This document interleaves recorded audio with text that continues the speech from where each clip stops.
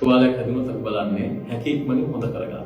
අපේ රටේ තුවාල පිළිබඳව තියෙන තත්ත්වය, තුවාල ප්‍රතිකාර පිළිබඳව තියෙන තත්ත්වය බොහොම අවාසනාවන්ත තත්ත්වයක් තියෙනවා. හැම වෙලේම neglected part එකකට තමයි මේක තියෙන්නේ. ඒ Wundi Innovations කියන ආයතනයෙන් පටන් ගත්තේ මෙන්න මේ gap එක පුරවා. මේකෙදි අපි කාරණා තුනක් බලාපොරොත්තු වෙනවා. එකක් තමයි තුවාල පිළිබඳ පුහුණුව ලබා දෙන. ඊළඟට තමයි යම් මට්ටමකට තුවාල පිළිබඳ පරිශ්‍රණ මට්ටමේ දේවල් අපි සිද්ධ කරනවා.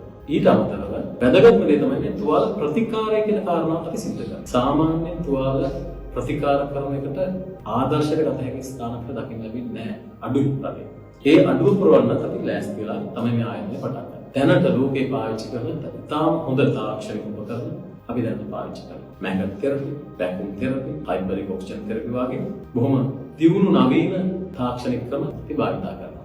අපේ අරමුණ වෙන්නේ රට තුල තියෙන මේ තුවාල සම්බන්ධයෙන් තියෙන නොසලකා හැරීම රීප්ලේස් කරන්න. මොඩර්න් නව ආයතනයක් ස්ථාපිත කිරීම. ඒ බලාපොරොත්තුවෙන් තමයි මේ Wundi Innovation කියන ආයතනය ස්ථාපිත කරන්නේ.